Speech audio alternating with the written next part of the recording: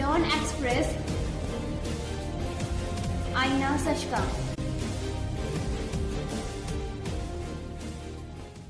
नमस्कार, the Dawn express में आपका स्वागत है। आशा है आप सब सुखी व स्वस्थ होंगे। योग गुरु बाबा रामदेव एक बार फिर फंस गए हैं। समय समय पर विवादों में आने वाले रामदेव का लेटेस्ट कारनामा कोरोना की दवाई लॉन्च करने का है। सरकार की अनुमति और उचित जांच पड़ताल के बगैर रामदेव के पतंजलि आयुर्वेद ने कोरोना की औषधि बड़े तामझाम के साथ लॉन्च कर दी। नतीजा वही हुआ जो अपेक्षित था। कुछ ही घंटों में भारत सरकार के आयुष मंत्रालय और ICMR ने इस दवा से पल्ला झाड़ लिया।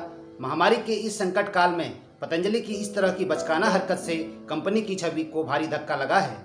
सफाई दी जा रही है, लेकिन अब इस दवाई की बिक्री पर रोक लगा दी है। इससे पहले भी रामदेव के पतंजलि आयुर्वेद के तमाम प्रोडक्ट पर सवाल उठते रहे हैं। पतंजलि पर वैसे भी कई केस चल रहे हैं और पतंजलि के कई प्रोडक्ट क्वालिटी टेस्ट फेल कर चुके हैं। पतंजलि पर फर्जीवाड़े और दूसरी कंपनियों में सामान बनवाकर अपने नाम से बेचने का आरोप लग चुका है और एक केस में कोर्ट में जुर्माना भी लगा चुकी है। पतंजलि आयुर्वेद पर अलग अलग मामलों में लंबा जुर्माना लग चुका है। GST घटने के बावजूद पतंजलि अपने वॉशिंग पाउडर उत्पादों को ज़्यादा कीमत पर बेच रही थी, जिस पर राष्ट्रीय मुनाफाखोरी रोधी प्राधिकरण ने 75.10 करोड़ रुपए का जुर्माना ठोका था।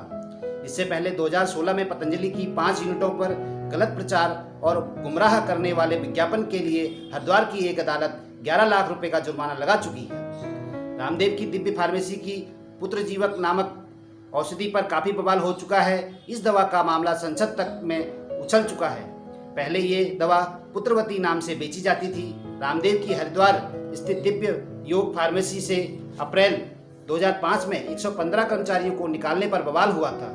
तब CPM नेता वृंदा करात ने कहा था कि उनको आंदोलनरत कर्मचारियों ने बताया कि इस फार्मेसी में इंसानी खोपड़ी और पशुओं के अंगों का इस्तेमाल दवा बनाने में किया जाता है। पतंजलि का आंवला जूस भी विवाद में घिर चुका है। 2017 में आर्मी कैंटीन यानी CSD ने पतंजलि के आंवला जूस को उपभोग के लिए अनुपयुक्त करार देते हुए इसकी बिक्री पर रोक लगा दी थी। इस आंवला जूस के सैंपल कोलकाता की प्रयोगशाला में जांच कराई गई थी। जांच में ये सैंपल फेल हो गया था। इसके बाद से CSD ने इसकी बिक्री पर रोक लगा दी। इसी तरह पतंजलि के घी में फंगस लगने का भी प्रकरण सामने आ चुका है। पतंजलि के शरबत पर अमेरिका की फूड एंड ड्रग्स एजेंसी का सवाल खड़ा कर चुकी है। 2019 में USFD की एक रिपोर्ट में कहा गया कि पतंजलि भारत और अमेरिका के अलग अलग क्वालिटी के शरबत बनाता है। अमेरिकी खाद्य विभाग पतंजलि आयुर्वेद कंपनी के खिलाफ केस दर्ज करने पर विचार करता है और दोषी पाए जाने पर कंपनी पर करीब 3 करोड़ रुपए का जुर्माना लगाया जा सकता है। पतंजलि ने 2015 में मैगी की टक्कर में आटा नूडल्स लॉन्च की थी, लेकिन बाद में पता चला कि नूडल के उत्पादन के लिए food safety and standard authority से मंजूरी नहीं ली गई थी। इस पर FSSAI ने पतंजलि के जारी नोटिस किया था। पतंजलि के ढेरों आइटम स्थापित ब्रांड्स की नकल ही दिखते हैं। पतंजलि ने एक टॉयलेट क्लीनर बाजार में उतारा था, जिसकी पैकेजिंग एक स्थापित ब्रांड हार्पिक टॉयलेट क्लीनर से मेल खाती थी। इसे लेकर हार्पिक की निर्माता कंपनी रैकेट वेनफिशर इंडिया ने दिल्ली के हाई कोर्ट में पतंजलि के खिलाफ केस दायर कर रखा है। पतंजलि का एक प्रोडक्ट है बादाम केश तेल। इसकी बोतल में छोटे अक्षरों में साफ लिखा है कि इसमें 500 मिलीग्राम तिल तेल और मात्र 25 मिलीग्राम बादाम तेल है। दंत क्रांति टूथपेस्ट पतंजलि का प्रोडक्ट है, खूब बिकता है, लेकिन डेंटल स्पेशलिस्ट चेतावनी देते हैं कि इस टूथपेस्ट से ज़्यादा इस्तेमाल से दांतों में एनेमल यानी दांतों की परत घिस जाती है। इस टूथपेस्ट में खुदरे पदार्थ सामग्री मिली हुई है। समय समय पर अपनी बातों से पलट जाते हैं। जैसे कि पहले वो जीन्स पैंट की बुराई करते दिखाई देते थे, फिर उन्होंने परिधान नामक कपड़ों का ब्रांड लॉन्च किया और जीन्स पैंट भी बनाने लगे। रामदेव पहले लोगों से शक्कर का सेवन करने से मना करते थे, लेकिन बाद में उनके पतंजलि स्टोर पर शक्कर भी बिकने लगी। कंपनी के मौजूदा और पूर्व कर्मचारियों, सप्लायर्स, डिस्ट्रीब्यूटर्स, स्टोर मैनेजर्स और कंज्यूमर्स से बातचीत में पता चला है कि कंपनी को कुछ गलत कदमों की वजह से नुकसान हुआ है। उत्पादों की अस्थिर क्वालिटी और सप्लाई में गड़बड़ी की वजह से कंपनी को झटका लगा है। वहीं अब आयुष मंत्रालय ने पतंजलि को चेतावनी दी है कि ठोस वैज्ञानिक सबूतों के बिना कोरोना के इलाज का दावा के साथ दवा का प्रचार किया गया तो उसे ड्रग एंड रेमेडीज कानून के तहत संज्ञेय अपराध माना जाएगा। पतंजलि को यह भी बताना होगा कि इस दवा का ट्रायल किन किन अस्पतालों में और किन किन मरीजों पर किया गया। ट्रायल शुरू करने के लिए clinical trial registry of India में दवा का रजिस्ट्रेशन कराना जरूरी होता है। पतंजलि के CTRI के रजिस्ट्रेशन के साथ साथ ट्रायल के परिणाम का पूरा डाटा देने को कहा गया है। फिर शाम को Uttarakhand Ayurveda drugs licence authority भी रामदेव के खिलाफ खड़ी नजर आई। उत्तराखंड के आयुर्वेद विभाग के लाइसेंस अधिकारी YS रावत ने कहा कि फर्म को यह बताने के लिए नोटिस जारी किया गया है कोरोना वायरस के इलाज के रूप में कोरोना किट शुरू करने की अनुमति कहां से मिली। उन्होंने कहा कि हमने बाबा रामदेव की कंपनी पतंजलि को कोरोना की दवा के लिए नहीं बल्कि इम्यूनिटी बूस्टर और खांसी जुकाम की दवा के लिए लाइसेंस जारी किया था। अथॉरिटी का कहना है कि उन्हें मीडिया के माध्यम से पता चला कि बाबा रामदेव की कंपनी पतंजलि द्वारा कोरोना की किसी दवा का दावा किया जा रहा है।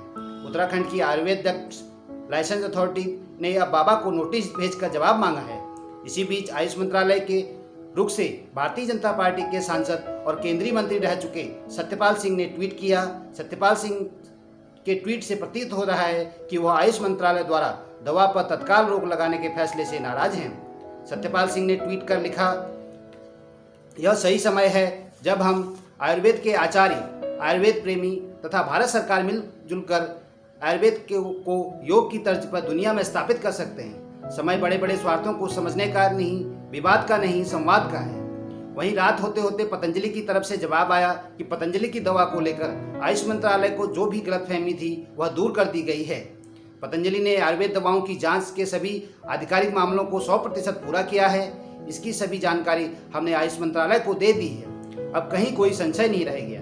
इसी बीच अब आचार्य बालकृष्ण का बड़ा बयान सामने आया है। आचार्य बालकृष्ण ने कहा कि हमने कोरोनिल दवा बनाने के लिए सभी प्रक्रियाओं का पालन किया है। उन्होंने कहा कि हमने दवा में इस्तेमाल किए गए पदार्थों के सारे सबूत के आधार पर ही लाइसेंस के लिए आवेदन किया था। बालकृष्ण ने साफ किया कि हमने दवा निर्माण में इस्तेमाल किए गए पदार्थों पर काम किया, क्लिनिकल ट्रायल के परिणाम भी सामने रखे हैं। वहीं इस दवा का क्लिनिकल ट्रायल करने वाले नीम्स विश्वविद्यालय के मालिक और चेयरमैन BS तोमर ने भी बड़ा बयान दिया है। उन्होंने कहा कि हमने अपने अस्पतालों में कोरोना की दवा का कोई भी क्लिनिकल ट्रायल नहीं किया है। BS तोमर ने कहा कि हमने इम्यूनिटी बूस्टर के रूप में अश्वगंधा, गिलोई और तुलसी दिया था। मैं नहीं जानता कि योग गुरु रामदेव ने इसे कोरोना का 100% इलाज करने वाला कैसे बता दिया। सरसों का तेल नाक में डाल दें तो पूरी सांस नली में कहीं भी कोरोना हो तो वह पेट में चला जाएगा। वह पेट के केमिकल उसे मार देंगे। जैसे हैंड वॉश, सैनिटाइजर और साबुन का घोल कोरोना को मारता है, वैसे ही पेट के नेचुरल केमिकल कोरोना को मार देंगे। यह दावा बाबा रामदेव ने 25 अप्रैल 2020 को आज तक न्यूज चैनल के एक कार्यक्रम में किया था। इसी कार्यक्रम में बाबा बिना टेस्ट के कोरोना पता लगाने का तरीका बतलाते हैं। बाबा कहते हैं कि उन्हें प्रोटीन, हाइपरटेंशन, दिल की बीमारी, डायबिटीज और जो बुजुर्ग हैं वे अगर 30 सेकंड तक सांस रोक लें तो मान लेना चाहिए कि उन्हें कोरोना नहीं है। अगर यही काम कोई जवान 1 मिनट तक कर ले तो उसके भी कोरोना नहीं होने की पुष्टि हो जाएगी। बाबा के इन तरीकों को अगर सरकार उपयोग में लाती तो कोरोना टेस्ट किट के लिए खर्च हो चुके करोड़ों रुपए बच जाते। साथ ही एक ही दिन में पूरे देश की आबादी का कोरोना परीक्षण भी हो जाता। कोरोना मरीजों के लिए सरसों के तेल का इस्तेमाल होता तो किसानों की भी चांदी कट जाती और सरकारी ताम झाम में खर्च हो रहे पैसे की बचत हो जाती। वहीं भारतीय प्रेस परिषद ने 4 अप्रैल 2020 को की गई एक एडवाइजरी बावजूद कल दिन भर तमाम न्यूज चैनलों और वेबसाइटों पर बाबा रामदेव की कोरोना की फर्जी दवाई के बारे में प्रचार किया जाता रहा। बाबा रामदेव की कंपनी पतंजलि टीवी पर प्रिंट में करोड़ों रुपए के विज्ञापन रिलीज करती है। प्रिंट, टेलीविजन और इलेक्ट्रॉनिक मीडिया उपरोक्त बात जानता था, इसलिए उसने विज्ञापन सीधे तौर से तो नहीं दिखाए लेकिन अपरोक्ष रूप से दिन भर तमाम न्यूज चैनलों पर उसकी दवाई का प्रमोशन करते रहे और फर्जी दवाई पर लाला रामदेव के फर्जी दावे की पुष्टि करते रहे। ABP न्यूज़ ने तो इस फर्जी दवाई के लॉन्चिंग का सीधा प्रसारण तक कर दिया। NDTV जो सरकार और सरकार के समर्थकों की खामियों को खूब उजागर करता है, उसने भी रामदेव की कोरोना दवा की कुरेदना मुनासिब नहीं समझा। रामदेव के पक्के चेले रजत शर्मा का इंडिया टीवी अभी रामदेव को दुनिया भर के मेडिकल जगत का अमिताभ बच्चन बनाने की मुहिम छेड़ ही रहा था कि अचानक केंद्र सरकार नींद से जाग गई। इस संबंध में अभी तक विज्ञप्ति खाप खबरें चल ही रही हैं। कोई भी न्यूज़ चैनल गहराई में जाकर खबर निकालने की कोशिश करेगा तो वो चैनल गहरे गड्ढे में गिर जाएगा। वजह यह है कि देश के बड़े न्यूज़ चैनलों की बड़ी प्रायोजक कंपनी है पतंजलि। लगभग सभी चैनलों के प्राइम टाइम को रामदेव की कंपनी पतंजलि प्रायोजित करती है। सब जानते हैं कि देश के बड़े पत्रकार पुण्य प्रसून वाजपेयी ने रामदेव से खरा सवाल पूछ लिया था तो आज तक ने वाजपेयी को बाहर का रास्ता दिखा दिया था, लेकिन मीडिया की निष्पक्षता इस मामले में डामाडोल नजर आ रही है। अब आप एनडीटीवी के चरित्र पर आइए। पत्रकारिता का दायित्व निभाते हुए एनडीटीवी सरकार की हर खामी, नाकामी और गलत फैसलों के खिलाफ खूब खबरें दिखाता है, लेकिन रामदेव के इस गैर जिम्मेदाराना दावे पर अंकुश लगाते हुए सरकार का आयुष मंत्रालय सामने आ गया, लेकिन एनडीटीवी सहित तमाम चैनलों ने योग गुरु पर सवाल नहीं उठाए, क्योंकि अन्य बड़े चैनलों की तरह बाबा की पतंजलि कंपनी का विज्ञापन पैकेज एनडीटीवी को हासिल है। बताया जाता है कि इस कोरोना की दवा के प्रचार का विज्ञापन पैकेज का रिलीज ऑर्डर भी मीडिया को मिल गया था। बाबा रामदेव लोगों की जिंदगी से खेलकर कोविड जैसी गंभीर बीमारी को भुनाना चाहते थे। उन्होंने कोरोना की दवाई के नाम पर जनता की जिंदगी से जो खिलवाड़ करने की कोशिश की, उसके खिलाफ मोदी सरकार तत्काल एक्शन में आई, जबकि रामदेव न सिर्फ मोदी सरकार के बड़े भक्त हैं बल्कि उन्होंने अप्रत्यक्ष रूप से भाजपा का खूब प्रचार भी किया था और इस तरह से वो भाजपा को सत्ता दिलाने की मुहिम में सफल भी हुए। फिर भी सरकार ने अपने महाभक्त या महासमर्थक को नियम कानूनों से बढ़कर नहीं समझा। केंद्रीय मंत्री श्रीपाद नाइक ने कहा कि पतंजलि दवा ला रही है और यह एक अच्छी पहल है, लेकिन इसके लिए उचित प्रक्रिया का पालन करना होगा और जब तक इस विषय पर गौर नहीं किया जाता इसका विज्ञापन बंद कर दें। महाराष्ट्र सरकार ने बाबा रामदेव के ड्रग कोरोनल पर भी प्रतिबंध लगा दिया है।